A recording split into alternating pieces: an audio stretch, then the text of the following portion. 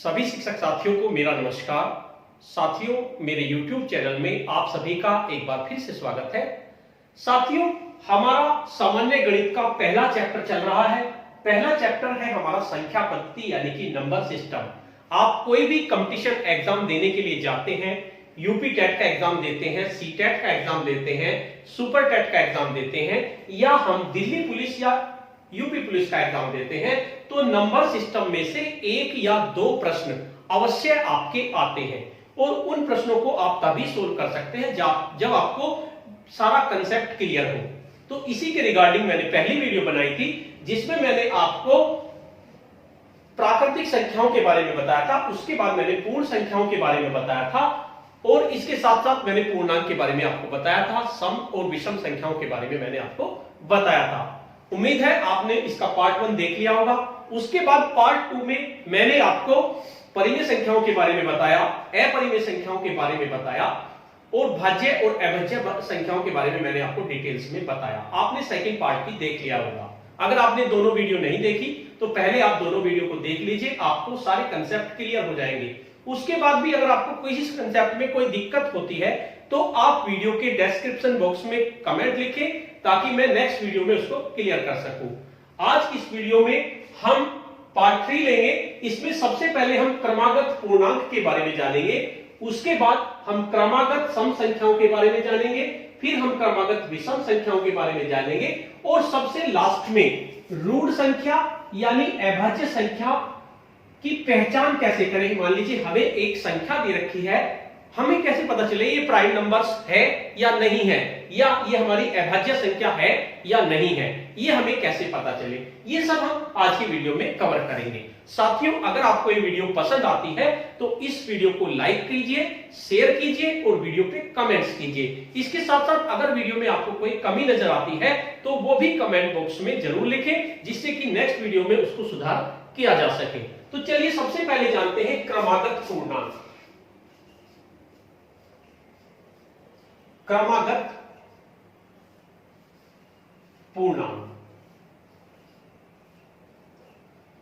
क्रमागत पूर्णांक से हमारा मतलब है हमारे पूर्णांक होते हैं। पूर्णांक के बारे में मैंने बताया था, पूर्णांक में आपके धनात्मक संख्याएं भी आती हैं, ऋणात्मक संख्याएं भी आती हैं और जीरो भी आती हैं, उन्हें हम पूर्णांक कहते हैं। क्रमागत पूर्णांक से हमारा मतलब है, मान लीजिए हमारे पास एक पूर्णांक है 1, उसके बाद इससे अगले वाला पूर्णांक कौन सा होगा, उससे आगे वाला पूर्णांक क्या होगा हमारा 2, उससे आगे हमारा पूर्णांक क्या होगा 3, उससे आगे हमारा पूर्णांक क्या होगा 4। ये हमारे धनात्मक पूर्णांक है। इस तरह से हमारे क्या है, ये धनात्मक पूर्णांक।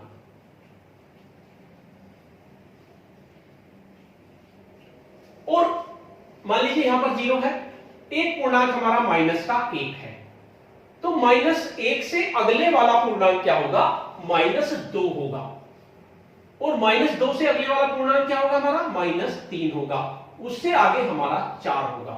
यहां एक ये आपके ऋणात्मक पूर्णांक है,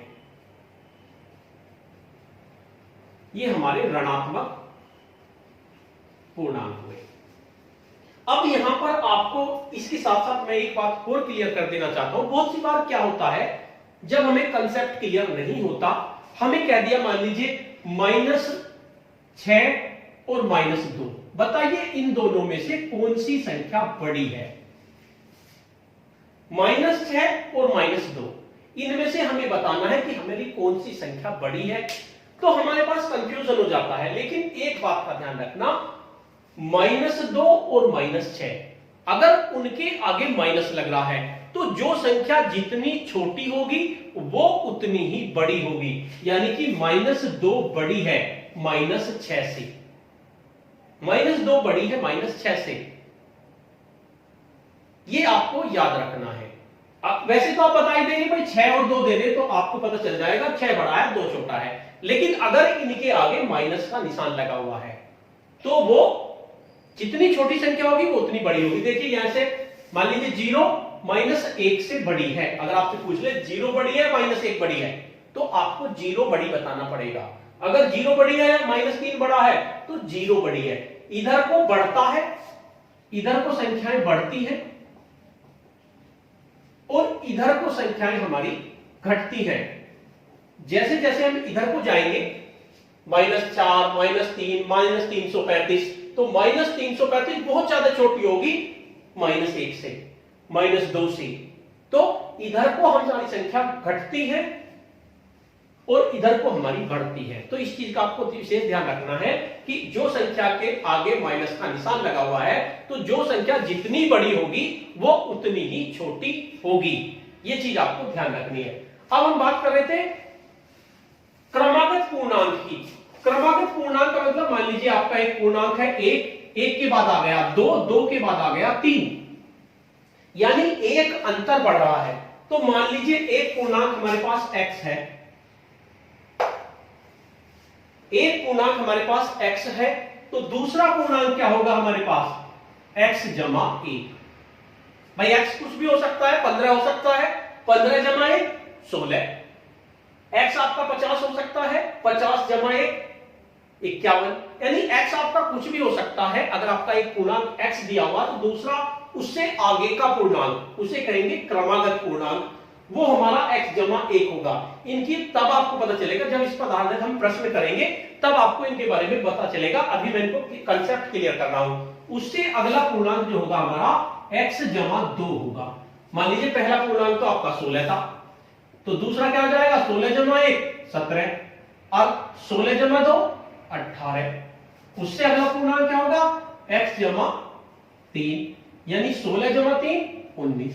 तो ये क्रमागत पूर्णांक हो गए, यानी एक क्रम के आगत, क्रम आगत यानी अगले क्रम पे जो आएगा उसे क्रमागत कहेंगे। तो ये आपका पहला टॉपिक हुआ हमारा क्रमागत पूर्णांक। कोई भी पूर्णांक हो सकता है, माइनस का भी हो सकता है, तो उससे आगे वाला पूर्णांक क्या होगा। ये तो बात करी हमने प्लस वालों की।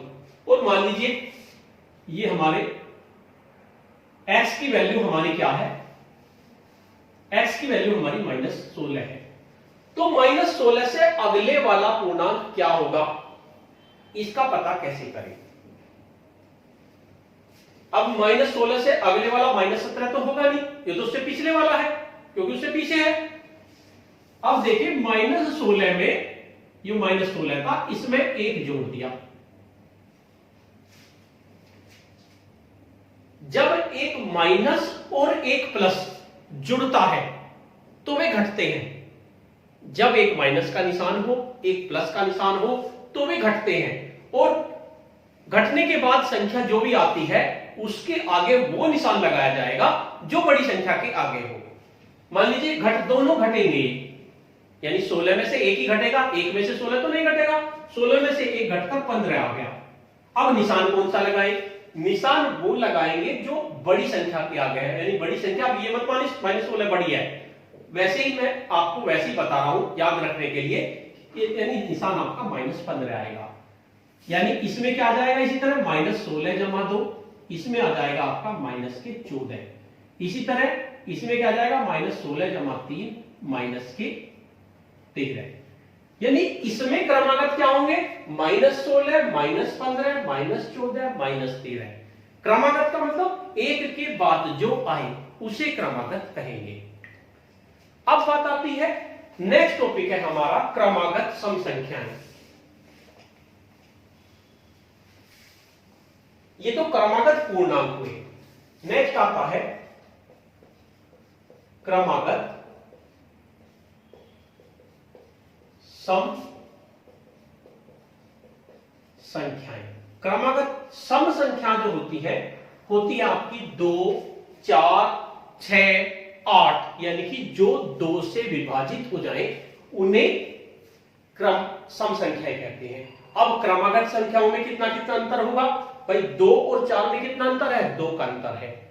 इसी तरह 4 और 6 में कितने का अंतर है, 2 का अंतर है। तो क्रमागत संख्या क्या होगी, x और x जमा 2, x जमा 4, ये आपकी क्रमागत सम संख्याएं होंगी। अगर आपके पास कोई सवाल आ जाता है 3 क्रमागत संख्याओं का योग ये है, अगर ऐसा सवाल आपके पास आ जाता है कि 3 क्रमागत संख्याओं का योग 25 है, 25 तो नहीं होगा, 3 क्रमागत संख्याओं का अगर मान लें 300 है, हम तो 300 मान रहे हैं कि 300 है, तो बताओ कौन कौन सी संख्या है। इस तरह का सवाल आपका आ जाता है।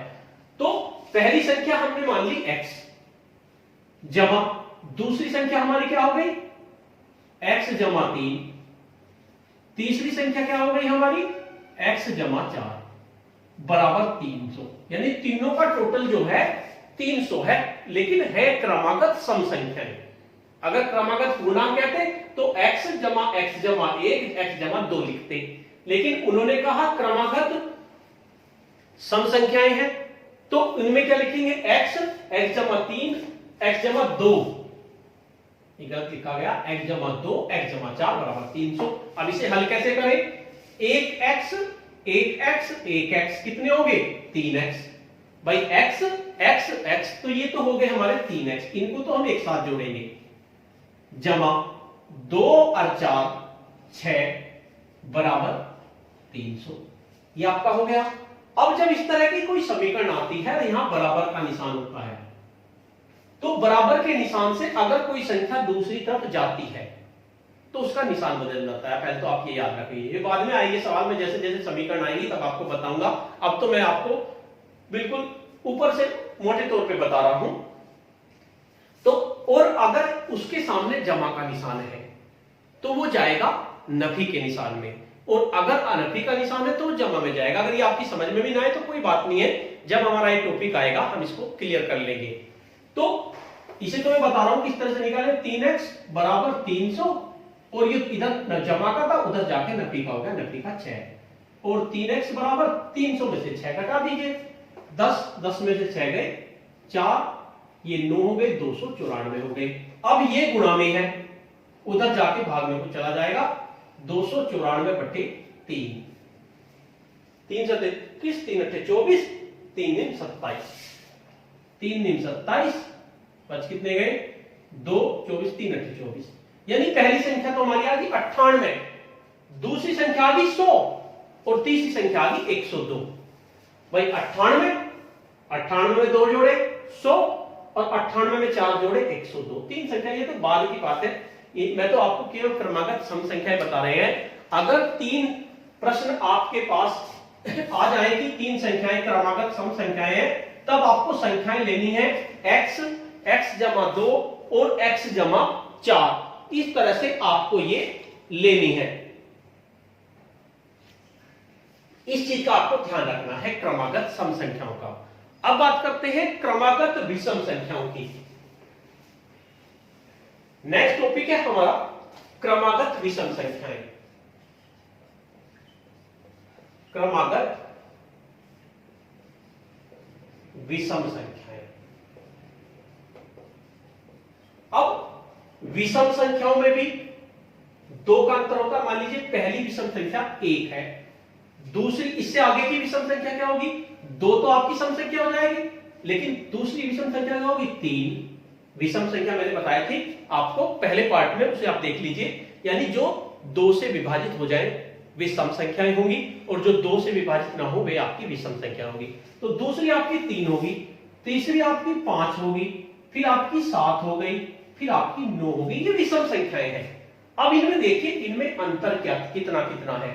1 और 3 में अंतर कितना है 2 का, 3 और 5 में अंतर कितना है 2 का, 5 और 7 में कितना अंतर है 2 का, और इनमें भी 2 का। यानी क्रमागत सम संख्याओं में भी 2 का अंतर होता है, और इसी तरह से क्रमागत विषम संख्याओं में भी 2 का अंतर होता है। तो अगर आपके पास ऐसा कोई सवाल आ जाए कि 3 क्रमागत विषम संख्याएं या 5 क्रमागत विषम संख्याएं हैं, तो पहली संख्या को आप x मानेंगे, दूसरी संख्या को x जमा 2 ही मानेंगे, और फिर x जमा 4 मानेंगे, x जमा 6 मानेंगे। इस तरह से ही आप इनमें भी मानेंगे। यानी पहली संख्या आपकी 1 है, 1 में 2 जोड़े 3 हो गए, 3 में 2 4, 1 में 4 जोड़े 5 हो गए। इस तरह से आप कर लेंगे सवाल को। जब हमारे सवाल आएंगे तो हमारे क्लियर हो जाएगा। यानी क्रमागत पूर्णांक में 1 का अंतर होगा। यानी अगर आप क्रमागत पूर्णांक का सवाल आ जाता है तो आप पहले पूर्णांक को x मानेंगे, दूसरे को x जमा 1 मानेंगे, तीसरे को x जमा 2 मानेंगे। इसी तरह से अगर आपका आ जाता है क्रमागत सम संख्याएं, तो x जमा 2, x जमा 4, x जमा 6, और अगर क्रमागत विषम संख्या का सवाल आ जाता है, जैसे जैसे हमारे सवाल आएंगे आपकी क्लियर हो जाएगा एक टॉपिक। फिर भी आपको कोई दिक्कत लगती है तो आप कमेंट बॉक्स में जरूर लिखें। तो ये आपका क्रमागत विषम संख्या होगी। अब लास्ट हमारा आता है ऋण संख्या। अब ये ऋण शब्द क्या है? ऋण से मतलब है हमारा अभाज्य संख्या। ऋण संख्या अभाज्य संख्या का ही दूसरा नाम है। ऋण संख्या ओब्लिक अभाज्य संख्या oblique prime number. Prime number. आपको एक संख्या दे दी, कोई भी आपको संख्या दे दी, आपको पहचान करनी है कि वो अभाज्य संख्या है या नहीं। तो कैसे करें? मान लीजिए आपको एक संख्या दे दी 241, आपको चेक करना है, ये मैं आपको बता रहा हूं, बहुत इंपॉर्टेंट है।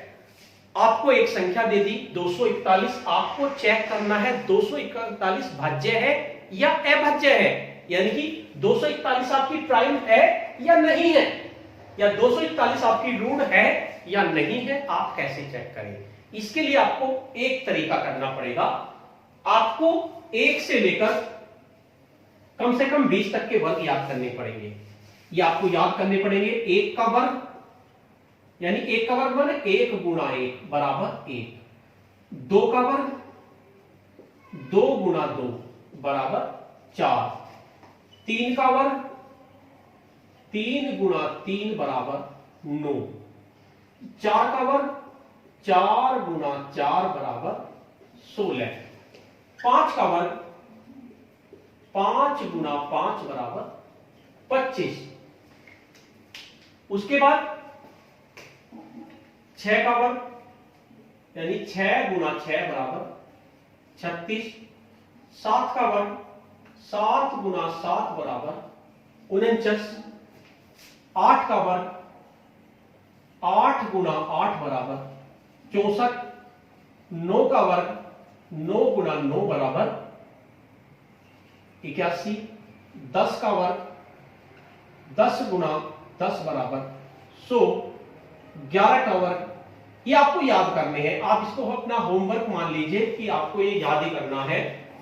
12 का वर्ग 12 गुणा 12 बराबर 144। 13 का वर्ग 13 गुणा 13 बराबर 169। 14 का वर्ग, ये मेरे भी याद नहीं रहा, भूल गया, जो याद नहीं है उसको लिख लीजिए।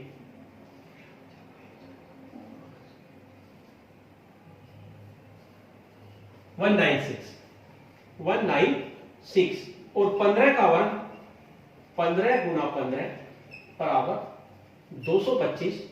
16 का वर्ग कर लीजिए आप,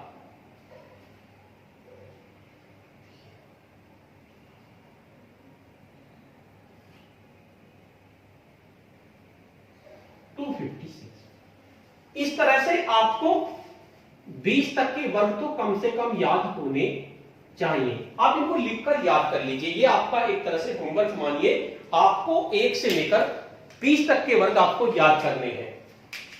अब देखते हैं, हमें चेक करना है 241 प्राइम नंबर है या नहीं, 241 भाज्य संख्या है या नहीं।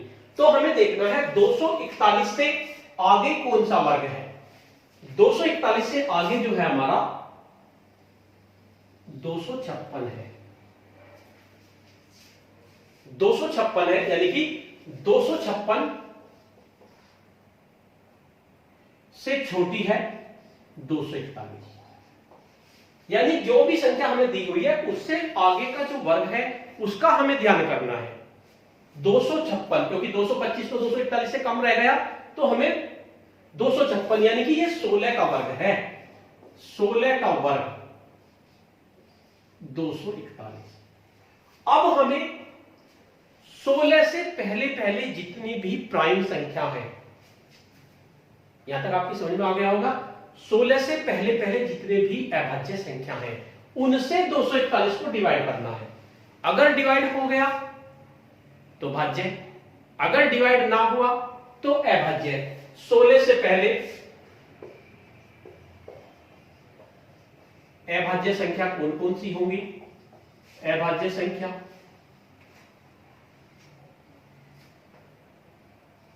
2, 3, 5, नहीं 2 नहीं होगी, 1, 3, 5, 7, 9 तो होती नहीं, 11 और 11 के बाद 13, 15 भी नहीं होती। तो ये संख्याएं हैं 16 से पहले की अभाज्य संख्या। 1, 3, 5, 7, 9, 11, 13, 16 से पहले पहले आपकी ये अभाज्य संख्या पड़ती है। इनसे आपको डिवाइड करके देखना है कि डिवाइड हो रहा है या नहीं हो रहा। 16 से तो हो ही जाता है, 1 से तो हो ही जाता है, उसे छोड़िए आप। 3, 5, 7, 9, 11, 7, 11 और 13, इनसे हमें चेक करना है। 3 से तो डिवाइड नहीं होगा 241, क्योंकि आप अभी इनके नियम भी होते हैं, ये आपको बताऊं। अगर मान लीजिए किसी संख्या को हमें चेक करना है कि वो 3 से डिवाइड हो रही है या नहीं हो रही, तो कैसे करें? आप डिवाइड करके देख लेना। जब भी आपको पता नहीं है, 3 से आप डिवाइड करके देख लो 241 को। 3 8 24, बच गया 1, ये चलेगा ही नहीं डिवाइड हुई। उसके बाद 5 से डिवाइड करने के लिए 3 का एक नियम और होता है। अगर 241 के तीनों चीजों को जोड़ा जाए, 2 और 4, 4 और 1, 2 और 4 6 और 1 7, 7 हो गया। और 7 आपका 3 से डिवाइड होता नहीं, तो इसलिए 3 से डिवाइड नहीं होगी। अब 5 से चेक करेंगे। 5 से चेक करने के लिए संख्या के पीछे अगर 0 और 5 आ रहा है तो डिवाइड होगा या नहीं? तो नहीं होगा, तो 5 से भी डिवाइड आपकी नहीं होगी। उसके बाद 7 से डिवाइड करके देखेंगे इसे, ये 7 से भी डिवाइड नहीं हो रही। अगर भाग करके देखोगे 7 से, तो ये 7 से भाग नहीं होगी। उसके बाद 11 से भाग करके देखो, 11 से भाग नहीं होगी। उसके बाद 13 से भाग करके देखो, 13 से भी आपकी भाग नहीं होगी।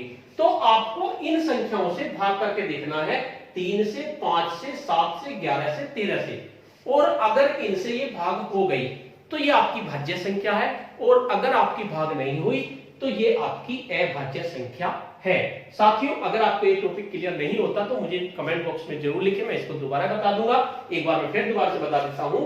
आपको कोई संख्या चेक करनी है, वो आपकी भाज्य संख्या है या नहीं, वो उससे आगे का हमें वर्ग देखना पड़ेगा। जैसे 241 से आगे वर्ग कौन सा पड़ता है? 225, 256, ये वर्ग आपका पड़ता है। ये किसका वर्ग है? 16 का। तो 16 से पहले जितनी भी अभाज्य संख्या आती है, 3, 5, 7, 11, 13, 13 के बाद तो 17 ही आती है, तो 17 तो 16 से छोटी है, बड़ी है। तो इनसे सबसे भाग करके देखना पड़ेगा हमें 241 को। अगर इनसे भाग हो गया कोई सी से भी 1 से, तो भाज्य संख्या है। और अगर 1 से भी विभाजित नहीं हुआ तो ये आपकी अभाज्य संख्या है। तो इस तरह से हम एक अभाज्य संख्या की पहचान कर सकते हैं। तो साथियों, आज की वीडियो में इतना ही। ये मैंने आपको संख्याओं के बारे में टोटल डिटेल में बता दिया है। इसके बाद हम अध्याय पर आधारित प्रश्नों को लेंगे। सबसे पहले हम एक तरह के प्रश्न लेके चलेंगे और उसी पर आधारित मैं आपको 5-7 प्रश्न कराऊंगा, जिससे कि आपको आसानी से समझ में आ जाए। तो सबसे पहले हम अगली वीडियो में प्राकृतिक संख्याओं के योग पर आधारित प्रश्न करेंगे कि प्राकृतिक संख्याओं के योग किस तरह से होते हैं, उनका एक फॉर्मूला होता है, उसके बारे में मैं डिटेल्स में बताऊंगा। तो साथियों, अगर आपको ये वीडियो अच्छी लगी तो इस वीडियो को लाइक कीजिए, शेयर कीजिए और वीडियो पे कमेंट्स कीजिए। आपको कुछ भी कमी नजर आती है कमेंट बॉक्स में जरूर लिखिए, और अगर आपको कुछ भी अच्छा लगता है तो उसको भी कमेंट बॉक्स में लिखिए और वीडियो को शेयर कीजिए। और अगर आप मेरे चैनल पे नए हैं तो चैनल को सब्सक्राइब कर लीजिए और बेल के आइकन को प्रेस कर दीजिए, जिससे कि आपको नेक्स्ट वीडियो का नोटिफिकेशन मिल सके। धन्यवाद।